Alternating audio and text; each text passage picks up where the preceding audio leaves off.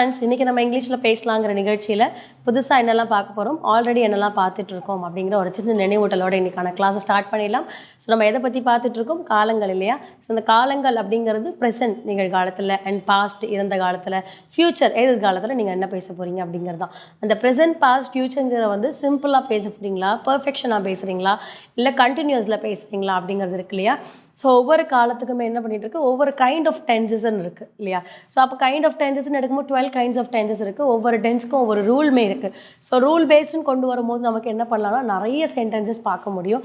அதே மாதிரி ஒரு டயலாக் எழுதுறீங்க, ஒரு எஸ்ஸே ரைட்டிங்ஸ் ஃப்ரேம் பண்ணுறீங்க, இல்லை ஒரு ஸ்கிரிப்ட் எழுதுறீங்க அப்படிங்கும்போது பார்த்தீங்கன்னா உங்களுக்கு அந்த ரைட்டிங் அப்படிங்கிறது ரொம்ப முக்கியம். ஸோ இந்த ரைட்டிங்க்கு வந்து நீங்கள் எழுதக்கூடிய விஷயங்களை வந்து ஏற்றத்தாழ்வோட ப்ரெசென்ட் பாஸ்ட் ஃப்யூச்சர் அப்படிங்கிற ஏற்றத்தாழ்வோடு எழுதும் போது தான் உங்களுக்கு என்ன இருக்கும், அப்படியே ரியலிஸ்டிக்காக அந்த ஒரு சினாரியோ நடந்த மாதிரி ஒரு ஃபீல் இருக்கும் அந்த எழுதுறதுல, நீங்கள் படிக்கும் போதோ இல்லை அதை வாசிக்கும் போதோ. அதுதான் ஸ்கிரிப்ட் ரைட்டிங். ஒரு ஸ்கிரிப்டை நீங்கள் எழுதுறீங்கன்னும் போது அந்த அப்ஸ் அண்ட் டவுன் இருந்தால் தான் ரியாலிட்டிங்கிறது அங்கே தெரிய வரும் இல்லையா. ஸோ அது தமிழில் சிலர் எழுதிடுவாங்க, ஓரளவுக்கு வர்ணித்து எழுதிடுவாங்க. இங்கிலீஷில் எழுதுறது தான் ரொம்ப வந்து என்ன பண்ணுவாங்க, கஷ்டப்படுவாங்க. ஸோ அதுக்கு என்ன பண்ணலாம், இந்த மாதிரி தனித்தனியாக சென்டென்சஸ் எழுதிட்டு வரும்போது அதே சென்டென்ஸை வந்து நீங்கள் வந்து என்ன பண்ணலாம், ஒரு பேராகிராஃபாவோ ஒரு டயலாகாவோ ஃப்ரேம் பண்ணும்போது ரொம்ப ஈஸியாக இருக்கும். சரிங்களா. ஸோ அப்படி இருக்கும் போது இந்த ரூலில் நம்ம என்ன பண்ணுறோம், இன்றைக்கான ரூல், இன்றைக்கி கிளாஸ்க்கான ரூல் என்னது, ஃப்யூச்சர் பர்ஃபெக்டன்ஸ் இல்லையா. பர்ஃபெக்ஷனாக பேசுகிற விஷயத்த ஃப்யூச்சரில் பேசுகிறோம். அதே மாதிரி அஃபர்மேட்டிவ் பேஸ் பண்ணி பேசுகிறோம். அந்த அஃபர்மேட்டிவ்ங்கிறது வந்து பாசிட்டிவாவா நெகட்டிவாவா இல்லை இன்ட்ராகேட்டிவ், இந்த மாதிரியான அஃபர்மேஷன் பேஸ் பண்ணி எழுதுகிறோம். ஒரு அஃபர்மேட்டிவ் கேள்வி அப்படின்னு எடுக்கிறோம் அப்படின்னா அதுக்கான பதில் பாசிட்டிவ் நெகட்டிவ் அப்படிங்கிற 2 விதமான பதில்கள் கொடுக்கலாம் இல்லையா. ஸோ அப்படி இருக்கும்போது இன்றைக்கான ரூல், இன்றைக்கான அஃபர்மேஷன் என்ன வெர்ப் ஃபார்ம் அப்படிங்கிறத பார்க்கலாம் வாங்க. இன்றைக்கான ரூல் வந்து future perfect tense.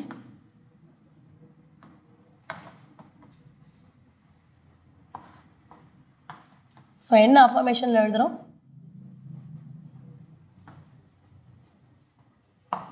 interrogative, which is indicate the question mark. So verb form V1, V2, V3. Present, past, past participle. So verb இருக்கு. ஸோ இன்றைக்கான verb என்ன அப்படின்னா build அப்படிங்கிறது. ஸோ கட்டுறது, பில்டுங்கிறது டு டெவலப் இல்லையா. ஸோ பில்டுங்கிறது கட்ட அப்படிங்கிறது. V2 அண்ட் V3யில் வந்து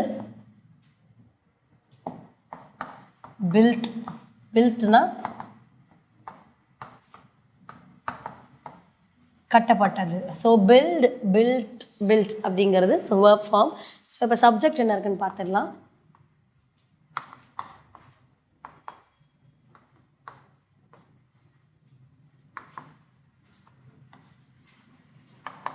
she, they.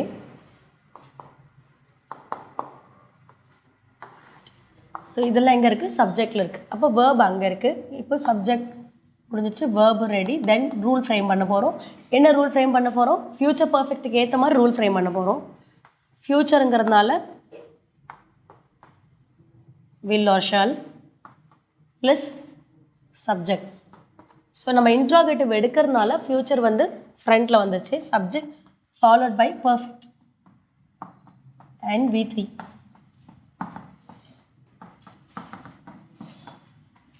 V3 தான் என்ன பண்ணுது, which is indicate past participle அப்படிங்கிறது. அப்போ will or shall, future and subject have, then V3 frame ஆயிடுச்சு. எக்ஸாம்பிள், ஸோ will அப்படின்னு எடுத்தாச்சு. சப்ஜெக்ட் வந்து they, will they have, will they have built அப்படின்னா அவங்க வந்து கட்டப்பட்டிருப்பார்களா அப்படிங்கிறது. எதை அப்படிங்கும் போது ஸோ அப்போ என்ன பண்ணணும், என்ன நம்ம எடுக்கணுமோ அதை எடுத்துக்கலாம். So will they have built the bridge. So அப்போ bridge பாலத்தை அவங்க என்ன பண்ணியிருப்பாங்க, கட்டியிருப்பார்களா அப்படிங்கிறது. ஸோ அப்போ அவர்கள், ஸோ bridge அப்படின்னு வரும்போது மேம்பாலத்தை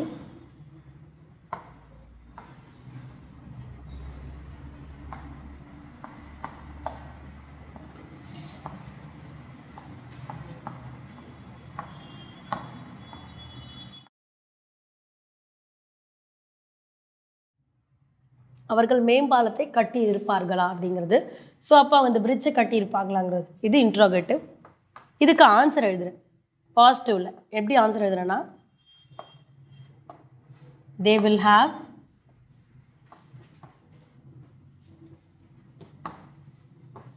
built the bridge. ஸோ அவங்க பிரிட்ஜை கட்டியிருப்பாங்க. இதே நான் நெகட்டிவ்ல எழுதுறேன்.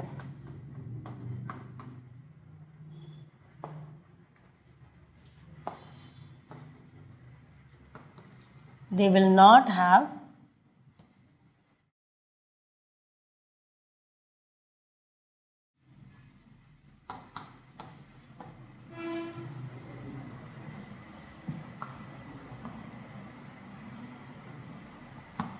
built the bridge.